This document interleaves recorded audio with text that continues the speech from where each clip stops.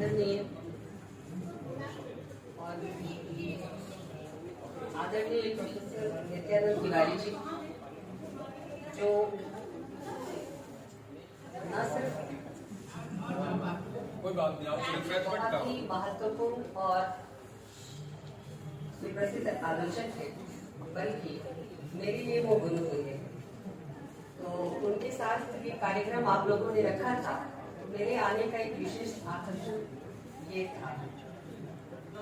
और बलि सिंह, विमल जी, इन सबका आग्रह तो था, लेकिन एक बड़ा आकर्षण प्रोफेसर नित्यानंद तिवारी जी के साथ होना था, उनको सुनना था। चूंकि ये कार्यक्रम एक औपचारिक कार्यक्रम की शक्ल ले रहा है और मिठाइयाँ वगैरह हम सब ने खा ली हैं, स्त्री दर्पण को बहुत बहुत बधाई भी दे चुके हैं और जाहिर है इसमें मेरा भी थोड़ा बहुत सहयोग रहा है। स्त्री दर्पण जो पिछले साल महादेवी की पुण्यतिथि पर 11 सितंबर को जो कार्यक्रम हुआ था, विमल जी ने उसके लिए मुझे आग्रह किया था और मैंने उसको सहर्ष स्वीकृति दी थी। और आज शाम पुनः एक कार्यक्रम है महादेवी की स्मृति में, आज उनकी जन्म जयंती है उपलक्ष्य में, और फिर मुझे शाम को दर्पण के मंच पर उपस्थित होना है। विषय अलग होगा, लेकिन आज मैं आप सबके सामने ज्यादा कुछ नहीं बोलूंगी। बहुत बार आप सबने मुझे सुना है, ये अवसर प्रोफेसर नित्यानंद तिवारी जी को सुनने का है, क्योंकि मेरा लालच और मेरी इच्छा भी उन्हीं को सुनने की है और सुनाने का वक्त मेरे लिए तो और भी आ जाएगा। हम लोग मिलते जुलते रहते हैं, पर सर ने इतनी तकलीफ करके, कष्ट करके और तमाम अपनी उपयोगी जरूरी चीजों को एक तरफ किनारे करके यहाँ के लिए समय निकाला है। 12:30 पौने 1 हो रहा है। मैं चाहती हूँ कि हम आज उनको सुने जितनी देर तक सर पहुँच पाए, और इसलिए मैं केवल कुछ 2-4 बातें आपके सामने रखकर, हो सकता है सर उसको आगे बढ़ाए और न भी बढ़ाए तो उनसे नया सुनने के लिए हमें बहुत कुछ मिल ही जाएगा, इसकी आश्वस्ति है। तो 2-4 बातें केवल मैं आपके सामने कहना चाहूंगी कि ये अवसर महादेवी जी की जन्मतिथि को मनाने का भी है और स्त्री दर्पण के लॉन्च का भी है। तो एक बहुत बड़ा प्लेटफॉर्म आदरणीय विमल जी ने हम सब के लिए, इसमें हालांकि नुमाइंदगी स्त्रियों की है और लग सकता है कि स्त्रियों की बहुलता है, स्त्रियां ही यहाँ बोल रही हैं, लेकिन ये बोलना बहुत जरूरी है। अब तक स्त्रियों ने अन्य मंचों से बोला है, उनका अपना कोई मंच नहीं था। आजादी की लड़ाई के दौरान तो हमने देखा कि तमाम स्त्री संगठन बने, स्त्री मंच उपलब्ध हुए, आज भी ऐसे मंच हैं, लेकिन व्यापक स्तर पर, अखिल भारतीय स्तर पर और आधुनिक तकनीक से सुसज्जित, जिसमें कोई भी बिना किसी हायरार्की के, बिना किसी वर्चस्व के संबंध के अपनी बात कह सकता है और उसके लिए जगह वहाँ मुहैया है, ऐसा कोई प्लेटफॉर्म अभी मेरी निगाह में तो नहीं था। विमल जी ने उसकी भरपाई की है, इसके लिए उनको साधुवाद, और उनके काम में हम सब उनके सहयोगी हैं। और स्त्रियां बहुत दिनों तक सुनती आई, दूसरे के मंचों से भागीदारी करती आई, पहली बार उन्हें अपना मंच मिला। तो आप सब भी सुनने की आदत डालिए। स्त्रियां सबके विषयों पर बोल रही हैं, सिर्फ स्त्री ही स्त्री के लिए मसला नहीं है।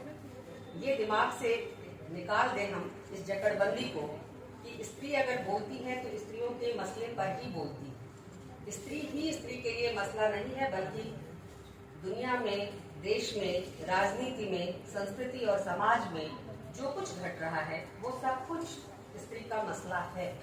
और महादेवी को इसके लिए आप याद कर ले, एक उदाहरण के तौर पर पढ़ ले तो भी कुछ नहीं, आप केवल श्रृंखला की कड़ियां ही पढ़ें।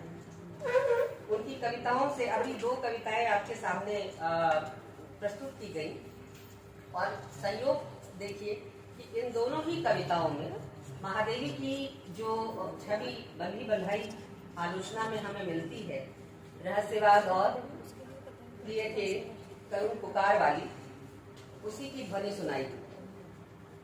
यानी जो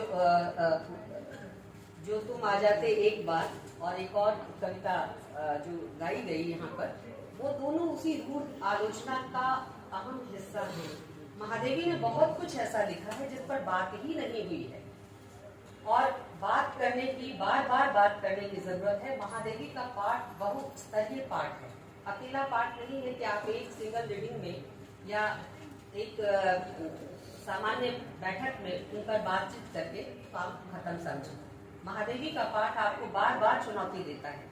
आप देखिए कि स्वतंत्रता संग्राम को देखने समझने का जो नजरिया है, जो इतिहास बोध है, उसको महादेवी किस तरह से रेखांकित करती हैं और चुनौती देती हैं और कहती हैं कि जब तक भारतीय स्त्रियों के संघर्ष के इतिहास को स्वतंत्रता संग्राम के इतिहास के अंदर नहीं पढ़ा जाएगा, तब तक ये इतिहास अधूरा है।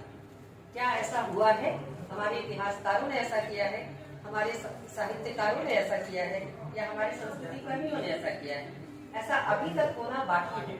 और यही नहीं, महादेवी के संपूर्ण, मैं कहती हूँ कि मुक्तिबोध की सभ्यता समीक्षा की बात आप करते हैं, लेकिन अकेली महादेवी हैं जो सभ्यता समीक्षा का जो टर्म है उसको छायावाद के भीतर रहकर पूरा कर रही है। और उस टर्म को आप देखिए कि महादेवी केवल प्राचीन काल से लेकर मध्यकाल और मध्यकाल से आधुनिक काल तक की स्त्री की यात्रा की बात नहीं कर रही, बल्कि पूरी समाज यात्रा की बात कर रही है, जिसमें स्त्रियों की सामाजिक हैसियत, उनकी स्थिति, उनकी जो कह सकते हैं उनके ऊपर जो दमन, अत्याचार, उत्पीड़न या उनको हाशिए पर ढकेलने की जो साजिशें की गई, उसकी चर्चा है। वो जब कहती हैं, कई ऐसे उदाहरण हैं महादेवी के लेखन में, और ये लेखन सन 1931 से मिलना शुरू हो जाता है। ये तब था जब स्त्रीवाद की कोई धमक भारत में उस तरह से नहीं सुनाई पड़ रही थी। कोई संगठित आंदोलन जिसे स्त्रीवाद का या फेमिनिज्म का नाम दिया जाता, वैसा कुछ नहीं था।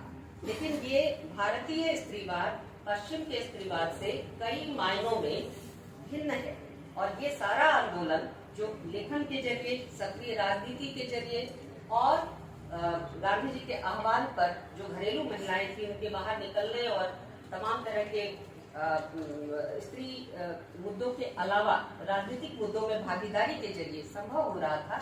ये सब कुछ भारतीय स्त्रीवाद की पूर्व पीछिका ही है, जिसे हम पहला फेज कह सकते हैं। और महादेवी के लेखन से हम संगठित तौर पर जो चिंतन हमें मिलता है, जिसमें महादेवी कारण बताती है कि स्त्रियों को अब तक कैसे देखा गया और क्यों स्त्रियों को, आप देखिए जितना हमारा साहित्य इतिहास है प्राचीन काल से लेकर मध्यकाल में, और मध्यकाल में भी हम रामचंद्र शुक्ल को पढ़ते हैं, द्विवेदी जी को पढ़ते हैं, अन्य लोगों को पढ़ते हैं, और अब तक मध्यकाल की विवेचना हो रही है। मध्यकाल को गौरवान्वित किस चीज के आधार पर किया जाता है? मध्यकाल को गौरवान्वित किया जाता है कि एक तरफ उसे खारिज किया जाता है क्योंकि वो दरबारी साहित्य है। मध्यकाल की आलोचना के जो बिंदु हैं, अगर उस पर आप गौर करें तो एक तरफ उसे खारिज किया जाता है कि वो दरबारी साहित्य है, दरबार का गुणगान है, और वह जो सेंस है, इसेंस है जो भक्ति काल का था कि संतन को कहा सीकरी तो काम, वह इसेंस रीति काल में नहीं है। वहां तो सीकरी से ही काम। लेकिन दूसरा जो पक्ष है, जो आधुनिक आलोचना का पक्ष है, वो रीति काल को जैसे स्थापित करने की कोशिश करता है कि वहां पर ऐहिकता है, और इसलिए ईश्वर को अपदस्थ करने वाला यह बड़ा क्रांतिकारी कालखंड है। पलट के पूछिए, महादेवी का सहारा लीजिए, तर्क वहां मौजूद है। पलट के पूछिए कि ये ऐहिकता किसकी कीमत पर है। जो पहला कालखंड जिसे भक्ति काल के नाम से, आप पूर्व मध्यकाल के नाम से आप जानते हैं, भक्ति काल में स्त्री को माया कहकर उसका निषेध किया गया, और जो दूसरा कालखंड जिसे उत्तर मध्यकाल या रीति काल के नाम से आप जानते हैं, वहां पर स्त्री को वासना की प्रतिमूर्ति बना दिया गया। वहां ऐहिकता तो है, लेकिन वो ऐहिकता किसकी कीमत पर है, ये पूछने की जरूरत है ना। ईश्वर का अपदस्थीकरण है, लेकिन जो नजरिया है स्त्री देह के प्रति, स्त्री की उपस्थिति के प्रति, स्त्री पुरुष संबंध के प्रति, वो कहाँ से तैयार हो रहा है? इसको लेकर मैं एक पंक्ति केवल आपके सामने रखूंगी महादेवी का, और आप समझ पाएंगे कि महादेवी किस तरह से इन दोनों ही कालखंडों को खारिज करती हैं। और बस एक उदाहरण, मैं ज्यादा समय आपका नहीं लूंगी, ये इसलिए कि हम महादेवी को बार बार पढ़ें। बहुत पतली सी किताब है, लेकिन इतनी मल्टी लेयर किताब है कि उसे बार बार पढ़ने की जरूरत है। महादेवी कहती हैं कि प्रथम यानी भक्ति काल में ज्ञान की उस परंपरा ने जो नारी को परिग्रह का कारण, मुक्ति में बाधक तथा माया मानती थी, और दूसरे यानी रीतिकाल उस कालखंड में युद्धों ने समाज में नारी की स्थिति को इतना प्रभावित किया कि वह सहयोगिनी से पुरुष की व्यक्तिगत संपत्ति माने जाने लगे। और ये नजरिया रीतिकाल भक्ति काल को देखने का जो हमारा तरीका है उस पर सवाल खड़ा करता है। यही नहीं, नवजागरण के पूरे कालखंड को अगर आप देख लीजिए, नवजागरण को नवजागरण कहने के पहले आपको थोड़ा ठिठकना पड़ेगा। महादेवी नवजागरण टर्म का प्रयोग नहीं करती, वो जागरण कहती हैं, और उसके बाद वो राष्ट्रीय जागरण काल कहती हैं बाद के कालखंड में।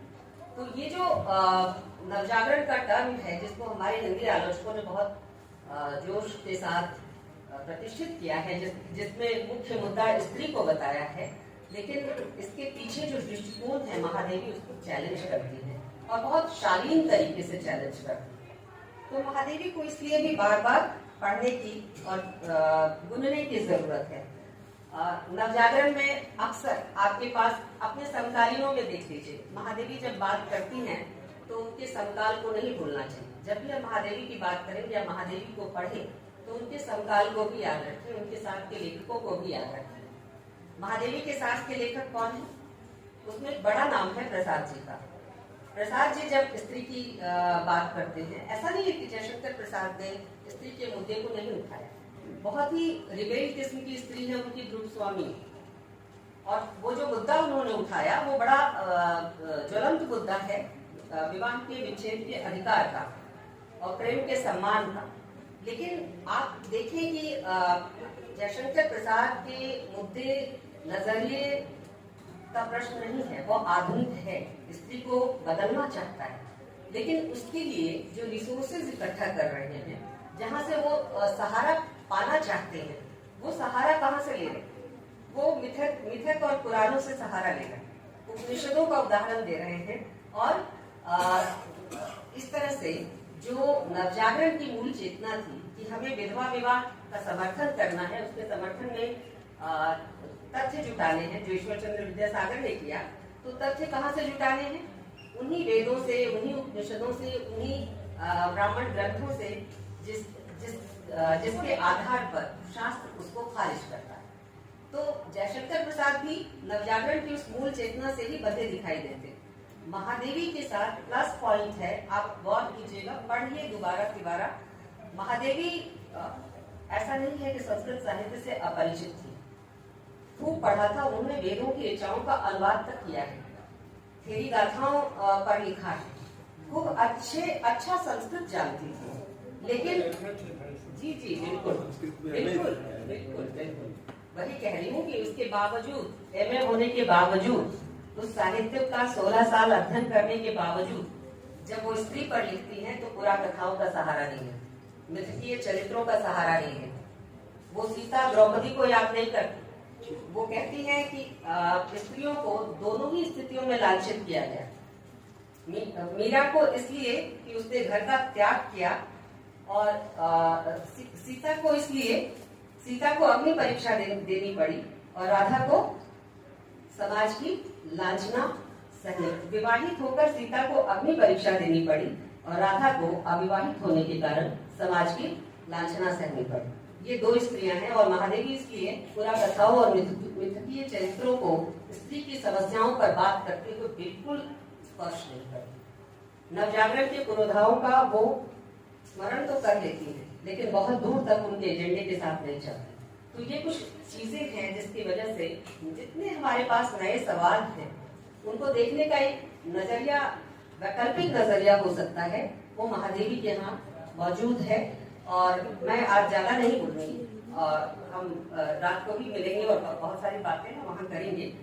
तो मैं कुछ शब्दों के साथ ही विराम ले रही हूँ और ये मंच जो है आगे के कार्यक्रम के लिए सौंप दें।